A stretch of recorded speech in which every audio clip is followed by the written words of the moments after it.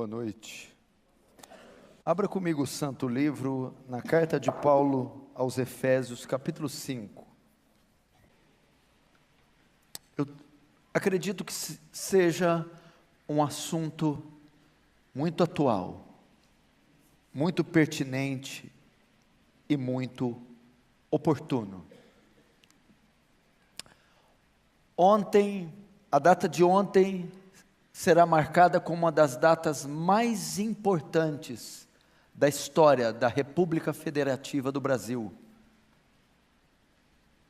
O dia 28 de outubro de 2018, onde os brasileiros foram às urnas para decidir quem é ser o chefe máximo da sua nação. E essa reforma que o Brasil precisa passar, essa mudança que afete todas as camadas da sociedade, ela não é feita só por um indivíduo.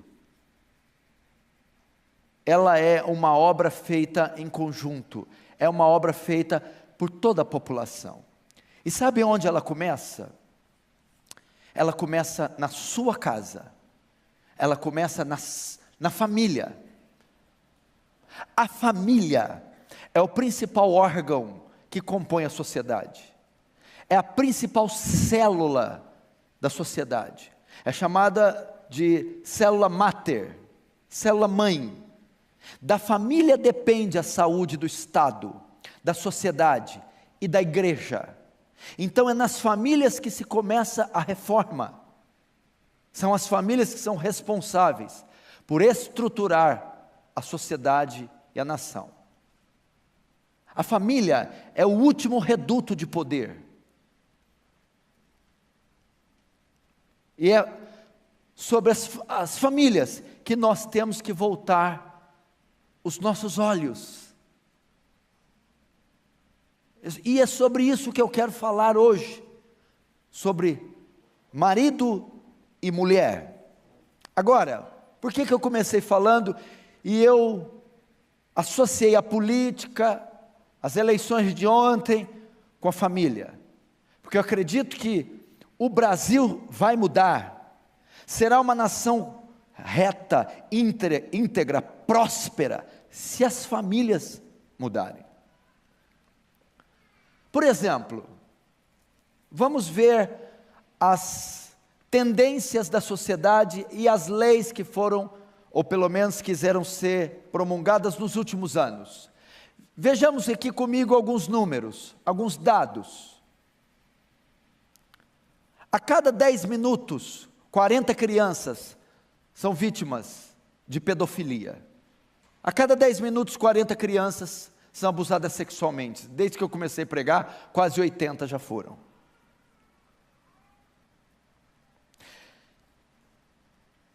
Em 2014, nós tivemos a maior taxa de divórcio no Brasil, 455 mil divórcios registrados em cartório, um recorde, 500 mil de divórcios em um ano, oficialmente declarados. A revista VIP publicou que 72% dos homens e 65% das mulheres já foram infiéis aos seus cônjuges, já traíram, já cometeram adultério. Isso é um colapso. Em 2015 ou 2013, o Conselho Nacional de Justiça aprovou a união homoafetiva em cartório. O STF estava brigando aqui esses dias, para ver se apoiava, se descriminalizava ou não o aborto. O assassinato de infantes, de criaturas indefesas.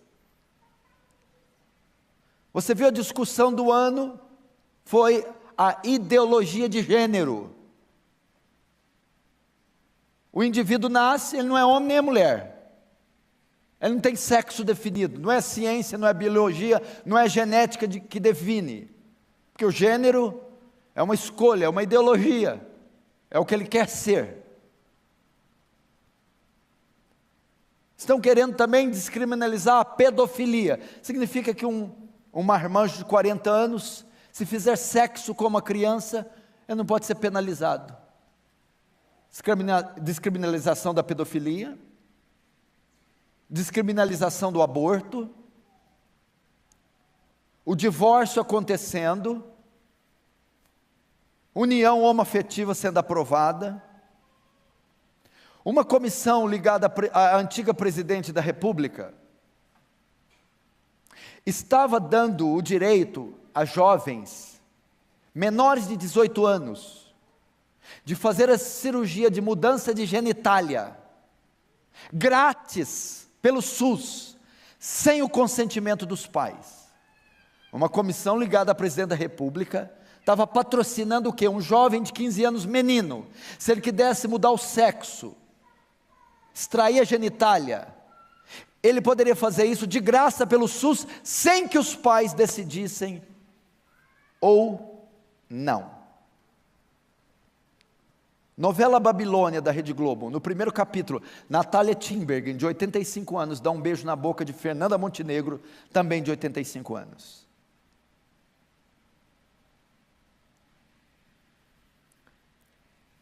O que o senhor está querendo dizer com esses números?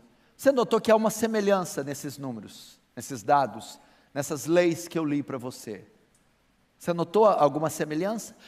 Todas elas convergem na mesma finalidade, todas elas têm o mesmo fim, o mesmo alvo, todas elas alcançam, atacam, combatem uma única instituição, a família.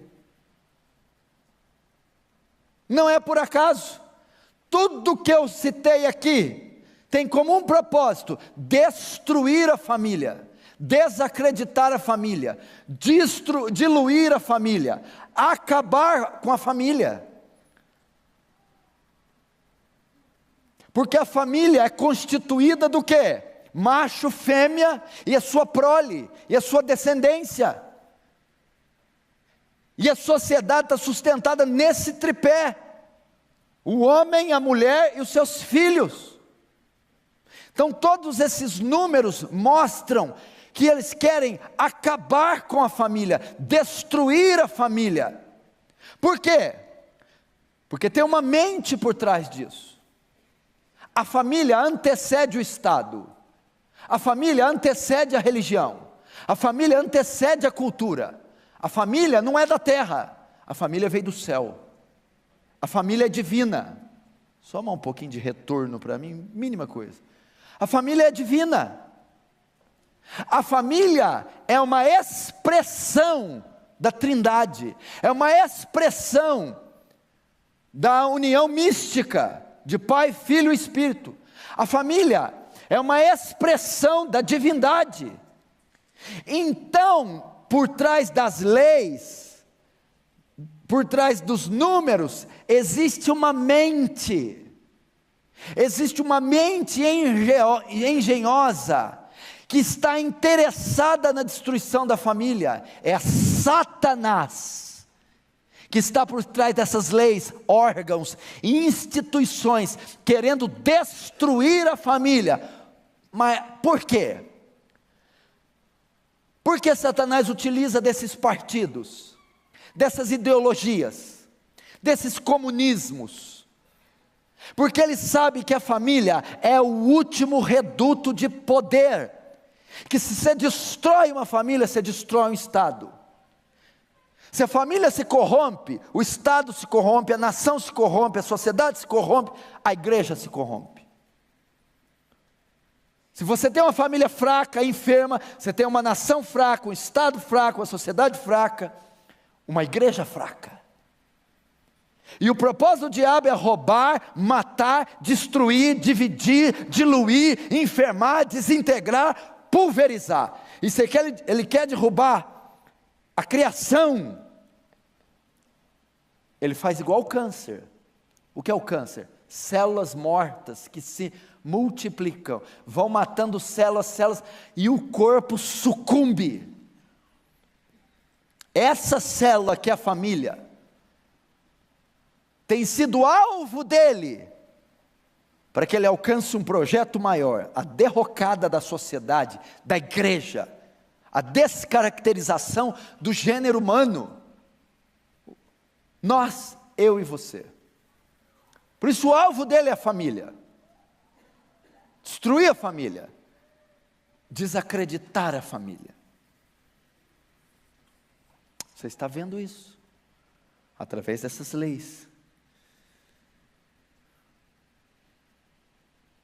E ele está conseguindo.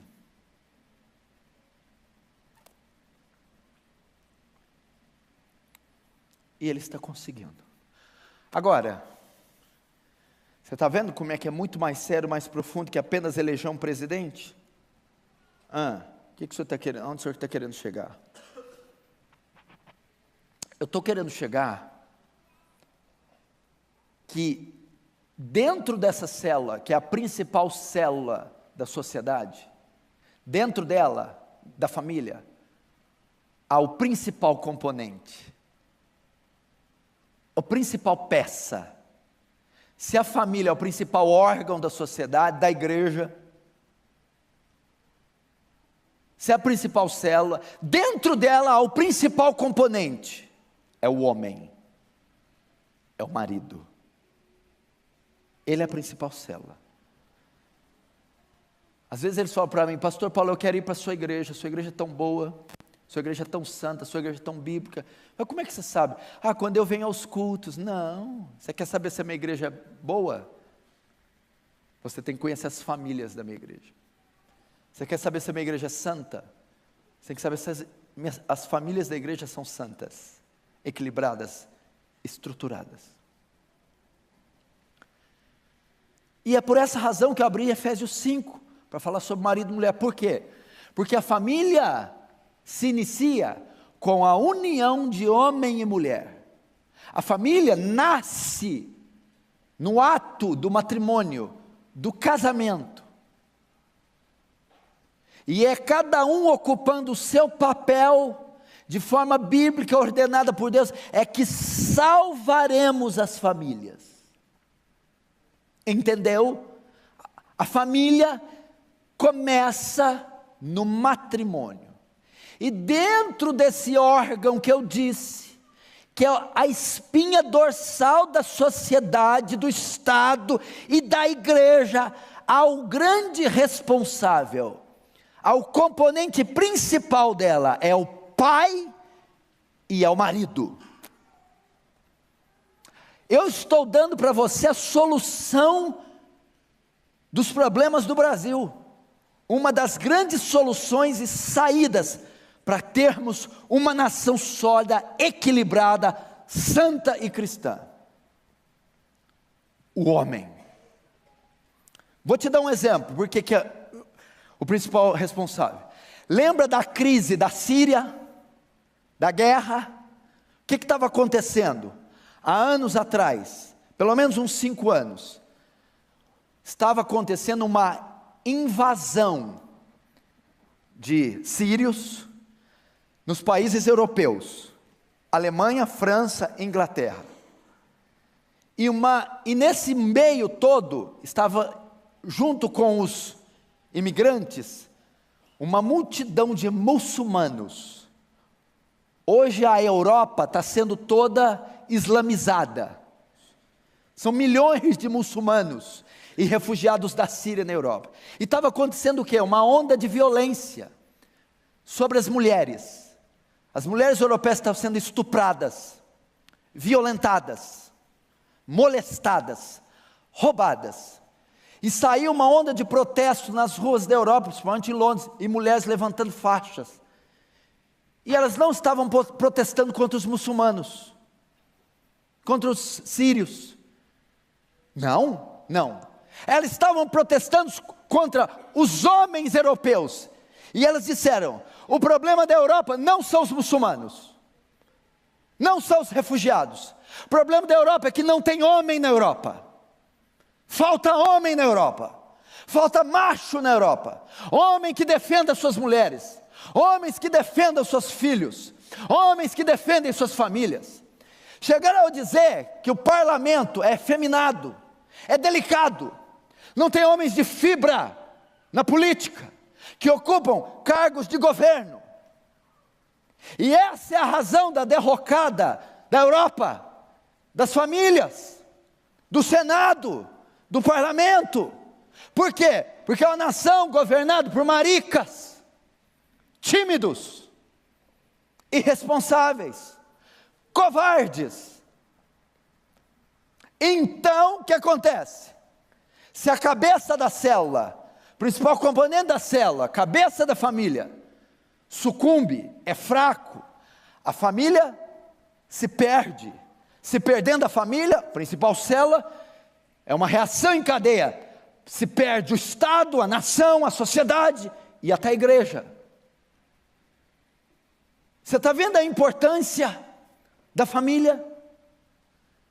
Então, se todos esses números apontam que a guerra está declarada contra a família, e os números estatísticas que eu disse, é o arsenal do diabo fulminando para destruir essa instituição e destruir com ela todo o resto. Quem é o responsável para barrar o ataque? Quem é o responsável para levantar trincheiras e proteger a família? Quem é a peça fundamental para impedir que a ideologia de gênero, que a união homoafetiva, que a pedofilia, que o aborto, que o lesbianismo, o homossexualismo, penetre nessa célula, a família? Você, pai, você, marido, você, homem, você, macho. É você. O que eu aprendo então? Se está havendo a derrocada da moral, da sociedade europeia, alemã, inglesa, francesa e brasileira, é porque as famílias estão sendo todas destruídas, corrompidas, divididas, arrebentadas. E porque o diabo está tendo sucesso, o socialismo está tendo sucesso, porque as ideologias estão tendo sucesso, estão conseguindo entrar nessa célula e fazê-la cancerígena, porque não está havendo liderança masculina. Falta de liderança masculina, falta de homem, no maior sentido da palavra. E vou te dizer mais, esta espécie está em extinção. E eu sei porque vocês estão rindo, para não chorar. Irmãos, falta homens. Homens. E sabe por que está tendo? Presta atenção, o negócio é muito mais sério. Você acha que o diabo é bobo? Você acha que o diabo é um morcegão de rabo? Você acha que o diabo fica arranhando a sua janela, meu filho? Você acha que o diabo fica em terreiro de macumbo fumando charuto? O diabo, querido, o diabo é um estrategista. O diabo é uma mente brilhante. O diabo é um estrategista ideológico. A batalha espiritual não é em terreiro de macumba, não é com patuás. A batalha espiritual é no campo da mente, no campo das ideias, das filosofias, das ideologias. O diabo é uma mente célebre. E ele está entrando nos meios de comunicação, na cultura, nas ciências, nas artes. E sabe o que ele está fazendo? Ele está desmasculinizando os homens. Ele está afeminando ou efeminando os homens. Os jovens hoje, os meninos, não estão sendo criados para ser homens. Meninos hoje estão sendo educados como meninas. E meninas estão sendo educadas como meninos. A mulher hoje está sendo preparada para estudar, para ter 3 diplomas, para ser a provedora da casa. É ela que paga as contas, ela que acorda cedo, ela que dá banho, ela que paga a empregada, ela que pega no balé, ela que leva na escola, ela que faz. E o homem o que está fazendo? Procurando emprego. Está na internet. Não manda nada. Uma banana. Menina de 20 anos de idade, já fala 3 línguas, já está no 2º vestibular, Já está numa grande empresa, menino de 20 anos, acorda meio-dia com a cueca escrito Pitbull. 20 anos jogando Warcraft, GTA. 20 anos jogando RPG. Está ali. Não é preparado, meu irmão. Na época dos meus pais, como eu sou de descendência, de descendência caipira, menino de 15 anos, já pegava na enxada, já ia para o campo com o pai. Na época do meu pai, um menino de 18 anos não era menino, era homem. Com 18 anos já estava pronto para assumir uma mulher. Com 18 anos já podia casar. Antigamente, não existia adolescente, era criança e mulher. Não existia fase de transição. Ou seja, uma menina menstruava, já era mulher, no outro dia. Essa sociedade não está formando homens. Vocês não estão treinando seus filhos para serem homens. E a sociedade está fracassando, naufragando a igreja, por falta de liderança masculina. Veja os canais de TV, veja a cultura, veja as leis, veja a tendência, está tirando a voz ativa do homem, a virilidade do homem, a liderança do homem está dando para a mulher. Por isso o movimento feminista cresce. O homem não tem voz ativa, o homem não tem liderança, o homem não apita nada. E quando inverte a ordem da criação, há decadência. E os homens que estão aí estão acovardados, não querem a responsabilidade. Por que os filhos estão nas drogas, outros estão sem estudo? Porque não há convertidos dentro de casa, ninguém quer ir para o culto, porque ele joga tudo nas costas da mãe, nas costas da esposa. Ele não assume as finanças do lar, assume a educação dos filhos, assume a evangelização dos filhos, assume a liderança espiritual da esposa, assume a provisão da casa, assume a proteção da casa.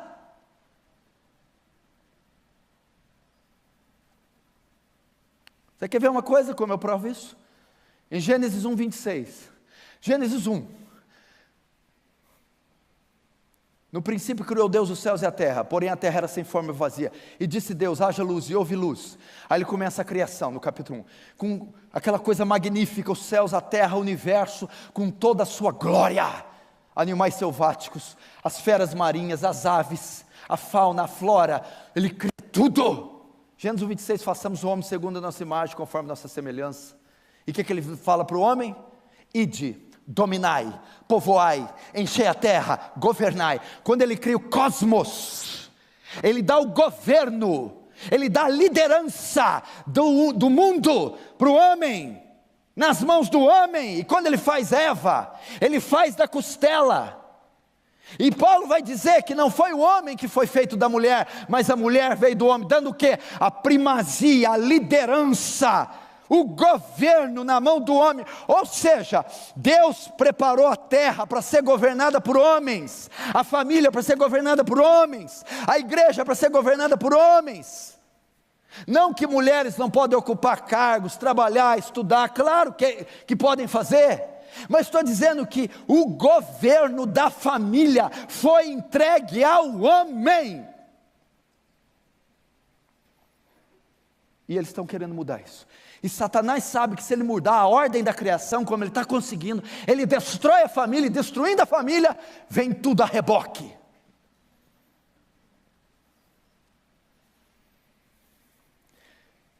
Primeiro eu digo a vocês que já são homens formados, casados, bem decididos, é responsabilidade de vocês o lar de vocês, é responsabilidade de vocês a família, os filhos, a mulher, a parte espiritual, financeira, física, é de vocês.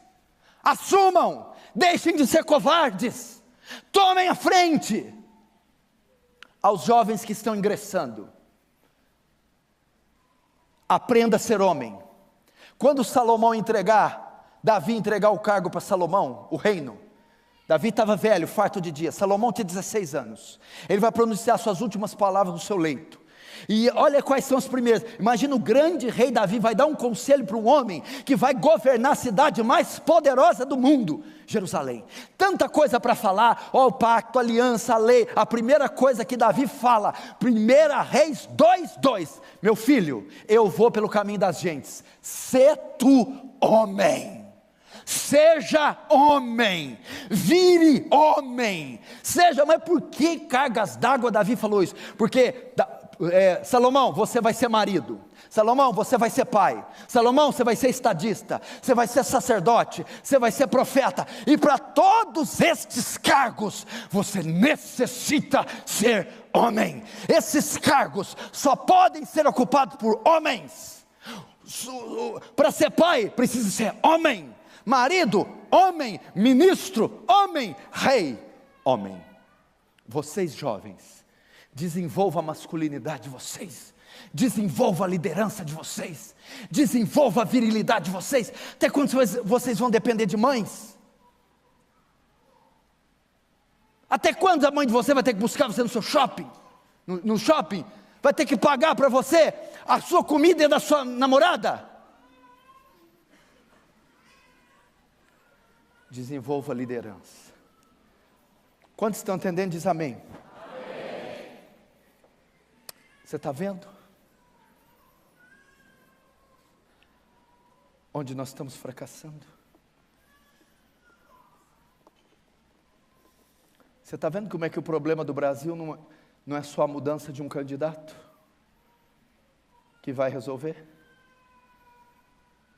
Porque quem tem condição de tocar nas camadas mais inferiores da sociedade, nas famílias? Isso é papel do Evangelho, isso é uma visão cosmocristã, isso é uma visão judaico-cristã. E nós estamos aqui essa noite para reerguer a família. Você quer ver outra coisa? Tudo é assim, né? Esse mundo virou esse bagaço de mundo por quê? Por que o mundo virou esse bagaço? Por causa Gênesis 3, isso, pode falar de novo, com que? Da queda. E a queda, sabe, começou com o quê, Arival? Com a célula. Tocaram na célula que compõe a sociedade. Sabe qual é? A família. Lembra de Gênesis 1, Gênesis 2? A criação, o cosmos, coisa linda. Imagina Deus pintando o quadro. Céus, estrela, lua, sols, animais selváticos, tudo, verde, fauna, flora, e cria o homem, cria a mulher. Coisa linda aquele quadro. No capítulo 3, aparece um personagem. A serpente, e pica Eva, a célula. Onde estava Adão naquela hora? A sociedade virou um caos, o pecado entrou, o mundo virou o que virou. Onde estava Adão? Para impedir a serpente da ideologia de gênero, a serpente do marxismo cultural, a serpente da pedofilia, a serpente do homossexualismo, a serpente do aborto. Onde estava o homem? Está vendo? Lembra de Davi? Talvez tenha Davi. Eu não estou falando que você é um frouxo, eu não estou falando que você é um responsável. Tem uns que são frouxos mesmo, irresponsável mesmo. É o homem da barata, é o do beliscão. Mas tem uns que não são irresponsáveis. Você quer ver um que não era frouxo? Davi não era qualquer um, Davi era o cara. Escritor, poeta, músico, estadista, sacerdote, profeta, rei. Lembra quando ele está fugindo de Saul? Ele vai se refugiar em Ziclag. E ele sai para a guerra no seu cavalo branco. Ele tinha tanta medalha que ele andava até curvado. Que homem! Sumiu! Enquanto isso, Amaleque vem e dá com ímpeto no sul de Ziclag. saqueia a cidade, expolia a cidade, bota fogo em tudo e leva cativo mulheres e filhas. Davi com um monte de medalha e triunfo, a hora que ele chega, que é isso? Fumaça e fogo. Toda a família de Davi saqueada, a célula. E Amaleque com ímpeto leva, a Bíblia diz que Davi começa a chorar, e o povo chora e ameaça apedrejá-lo. A mesma coisa eu digo para você. Amaleque está dando com ímpeto sobre os seus filhos. Amaleque está dando com ímpeto sobre a sua mulher. Amaleque está vindo com força para saquear, matar. E onde está você, Davi? Quantas horas gastas de intercessão pelos filhos? Pelo jardim do Éden, por Eva, por Caim e Abel? Quantas horas gastas orando por Ziclag? Seus filhos, sua esposa? Quanto tempo dispensado para o culto familiar, para o culto doméstico, onde o pai, o sacerdote do lar, abre o texto, lê o texto, explica o texto, aplica o texto, canta louvor, ora, põe a mão na cabeça, eu te abençoo meu filho, eu te abençoo minha filha, eu te abençoo minha esposa. Quanto tempo? Cadê o pai? Para corrigir a lição de casa, para ouvir o filho chorar, para ver o filho jogar futebol? Cadê o pai para vasculhar o CPU e o histórico do celular e ver o que você está consumindo, filho e filha? Cadê o pai para se debruçar na cama e contar uma história bíblica todo dia antes do filho dormir, e debruçar na cabeceira e orar com o filho? Cadê o pai para comparecer na reunião escolar e falar, eu quero saber o que está ensinando para o meu filho, com quem meu filho está andando, o que meu filho faz no recreio? Cadê o pai, cadê o marido para sentar com a mulher e deixá-la desabafar, e cuidar dela, adornar ela, amar ela? Porque ela está lá esquecida, só quer ser amada, ouvida, abraçada. Cadê ela? Enquanto Amaleque vem. Como que Amaleque vem, pastor? Vem pela internet, vem pelo WhatsApp, vem pelo celular, vem pelos amigos ímpios, vem pelo professor de esquerda, vem pelo Ricardão, onde ela faz compra. É assim que Amaleque vem. E cadê você? Está entendendo, gente? É uma guerra, gente.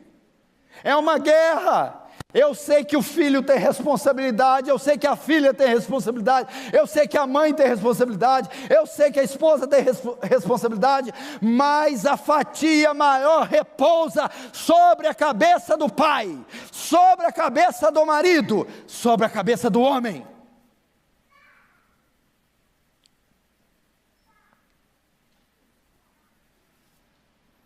A reforma começa no lar. Como que começa a reforma, pastor?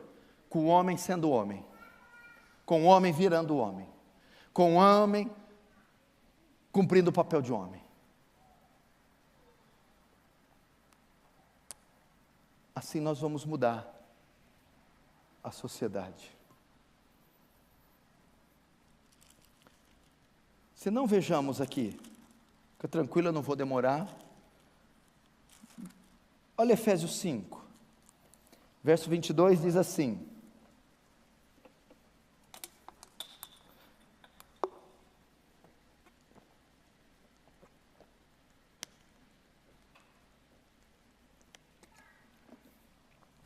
as mulheres sejam submissas ao seu próprio marido, como ao Senhor, porque o marido é o cabeça da mulher, como também Cristo é o cabeça da igreja, sendo este mesmo o Salvador do corpo. Como, porém, a igreja está sujeita a Cristo, assim também as mulheres sejam em tudo submissas ao seu marido.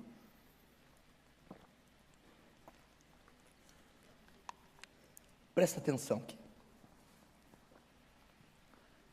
Olha como que o texto começa. O texto começa falando da mulher. Mas o texto não está falando da mulher, o texto na verdade está falando do homem. A mulher ser submissa ao marido, porque o marido é o cabeça. Assim ele faz uma comparação de Cristo e a igreja sendo o corpo, aquele que recebe direções, e Cristo sendo a cabeça, aquele que dá direções, aquele que conduz, que dá instruções. Assim ele diz que a mulher e os filhos são esse corpo, e o marido é a cabeça desse corpo, que significa que a condução, o papel da cabeça é o quê? Conduzir o corpo, dar ordem à mão, aos dedos, dizer para eu ir, para eu voltar. Todos os meus reflexos são conduzidos pela cabeça. Qual é a ideia aqui? Querido, a condução do lar, a condução dos filhos, a condução da mulher, está nas mãos do marido, sobre as ordens do marido. É dever do marido conduzir sua esposa, é dever do marido conduzir seus filhos. É ele quem conduz, é ele quem dá ordens, é ele quem dirige, é ele quem proíbe, é ele quem aprova, é ele quem reprova, é ele quem dá o aval, é ele quem fala. Eu não estou dizendo de um ditador tirano, eu estou dizendo que é uma liderança em amor, uma liderança amorosa, cuidadosa, sábia, espiritual, bíblica. Significa o quê? Qual de vocês já parou no semáforo e passou um corpo sem cabeça? Qual de vocês viu um corpo disputar a Olimpíada sem a cabeça? Um corpo não pode viver sem a cabeça. Assim é a casa que não tem um homem, assim são os filhos que não têm um pai, assim é a esposa que não tem um marido, assim é a família, sem identidade, desnorteada. Porque aqui está escrito que é o marido que é a cabeça deste corpo, o responsável por pôr limites, por pôr regras, o responsável por conduzi-los. Entendeu? Recapitulando, você está vendo as leis, melhor, você viu a eleição? Sim. Quem ganhou? Sim. O propósito é mudar a nação, melhorá-la, vai ajudar. Mas onde começa a nação? Aonde começa o Estado? Começa com suas células, e essa célula é família, e é ela que precisa ser reformada, é ela que precisa estar saudável, e esta célula tem um componente principal, o homem, o macho. E então eu falei das leis. Tudo converge para a destruição dessa célula, porque o diabo sabe que se destruir, vem tudo a reboque, Estado, nação, sociedade, igreja. Tem uma mente por trás, é Satanás, e tem um componente principal dentro dessa célula, o marido e o pai. Então cabe ele defender esta célula destes ataques. E ele começa como? Assumindo o seu papel. Assumindo o seu papel. Eu disse que a Europa entrou em decadência porque essa célula foi afetada. Eu disse a razão de ter sido afetada: falta de homens, ausência de homens. E eu disse que essa sociedade não trabalha para formar homens, trabalho para formar pirralhos. Deixa eu dizer para você que é solteiro e noivo aí, deixa eu dizer para você aí, menino, homem aí,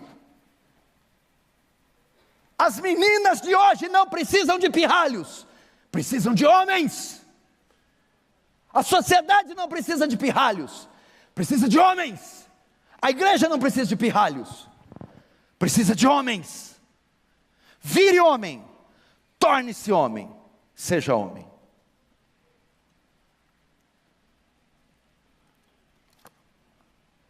Como eu me torno homem?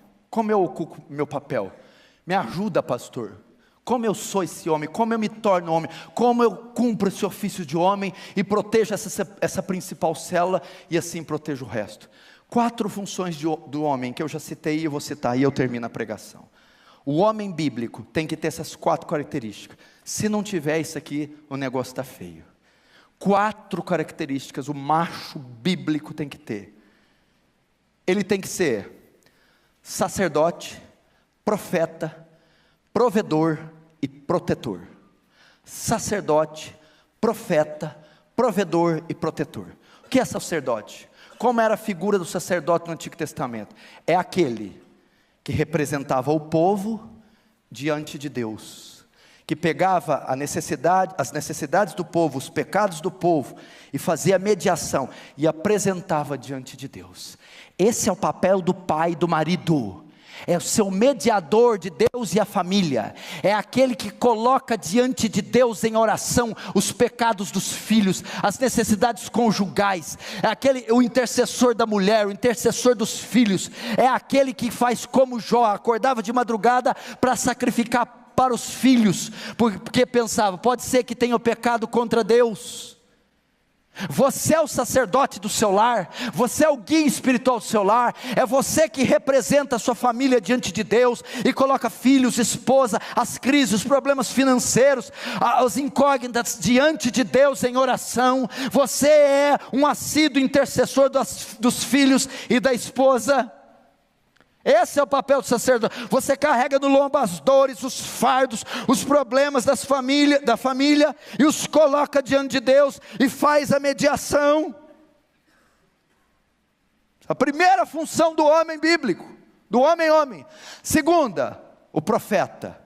Se o sacerdote é aquele que ia diante de Deus, que pegava os problemas do povo e levava diante de Deus, o profeta era o oposto. Era o que ia diante de Deus, recebia a palavra e depois vinha e comunicava com o povo. O sacerdote ouvia o povo e levava para o povo, para Deus, a mensagem do povo. O profeta não, o profeta vai diante de Deus, recebe a mensagem de Deus e leva diante do povo. Segunda função do homem bíblico é aquele que vai diante de Deus, que fica horas diante de Deus em oração, buscando respostas para a família, buscando uma palavra para a família. É aquele que busca direções, é aquele que abre este livro e se debruça diante dele, e o estuda, e depois que ele recebe a mensagem, ele vai e aplica para a família, ensina a família, corrige a família, exorta a família. O papel do profeta qual que é? É aquele que estuda a Bíblia regularmente, é um homem que estuda a Bíblia, que conhece a Bíblia, é um homem de oração, é um homem que é cheio do Espírito Santo, e aquilo que ele aprende, aquilo que Deus fala, ministra ao coração dele, ele vai e transfere para a família. É o discipulador da casa. Terceiro, papel do homem bíblico, é o provedor. O provedor, aquele que é responsável por suprir as necessidades materiais da mulher e dos filhos, sejam elas comida, saúde, educação e vestuário. Ele tem que ser. Eu não estou dizendo que o homem tem que dar luxo para a mulher, conforto, riquezas, não é isso, mas ele tem que ser responsável por prover o necessário. Ele tem que ter condições de prover o necessário para a mulher e os filhos. É o provedor. A mulher pode trabalhar? Pode. É pecado a mulher trabalhar? Não é pecado. O senhor tem alguma coisa? Não. Mas a provisão da casa não repousa nos lombos da mulher. Não é a mulher que tem que perder o sono para pagar a conta de luz, a conta de água, o aluguel, o financiamento, as compras. Não é a mulher, é o homem. Quarto, e eu termino, o protetor.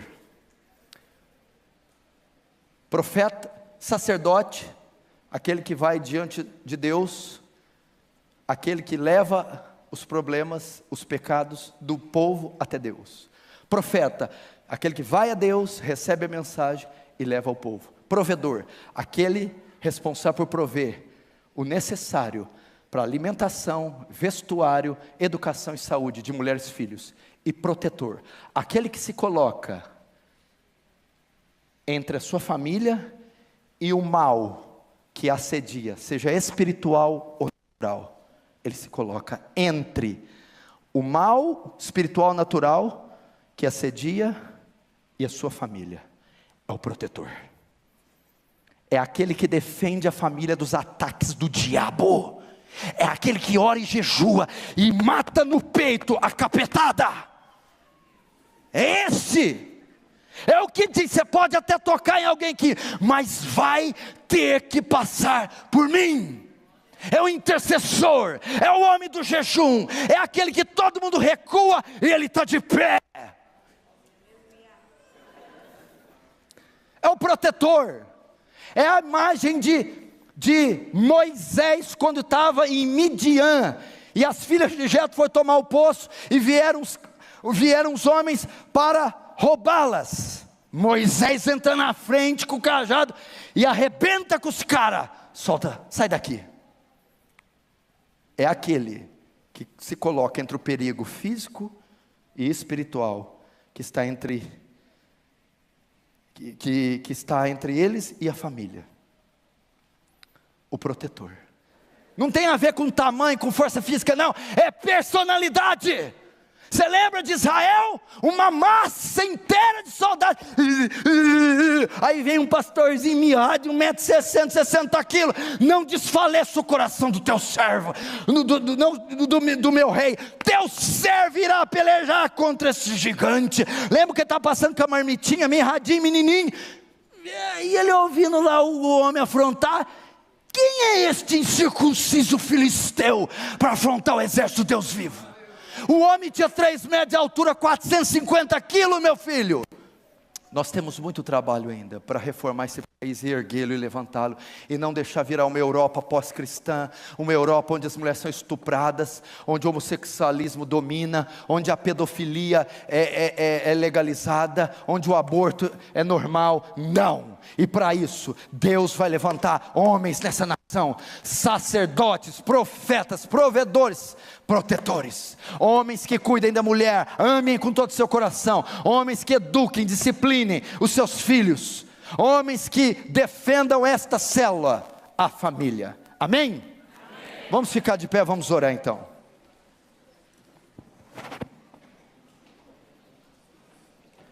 Fecha os olhos. Senhor Deus, te louvamos, Senhor, porque o Senhor tem sido bom conosco. O Senhor quer uma nação melhor, porque ela dá glória ao seu nome. Pois feliz é a nação cujo Deus é o Senhor. E para isso o Senhor quer começar lá das camadas mais inferiores, da base, da família. E hoje o Senhor quer trabalhar com os homens. Desperta-os, encoraja-os, fortalece-os. Se alguém aqui que me ouve pela internet, ou está nesse lugar diz, eu não tenho tanta força, eu não tenho essa coragem, eu tenho medo, eu sou tímido, eu fui composto com uma substância fraca. Senhor, a este visita, supre, preenche, completa aquilo que lhe falta. O Senhor não daria uma ordem que não fôssemos capazes de cumprir. Se este homem foi levantado para ser cabeça e líder do seu lar, dê a ele esta prerrogativa, esta autoridade. Ela não está vinculada a um diploma, a condição social, nem a física. Mexe no seu caráter, na sua personalidade, pois tu não tens nos dado espírito de temor, mas de ousadia, de fortaleza, de moderação.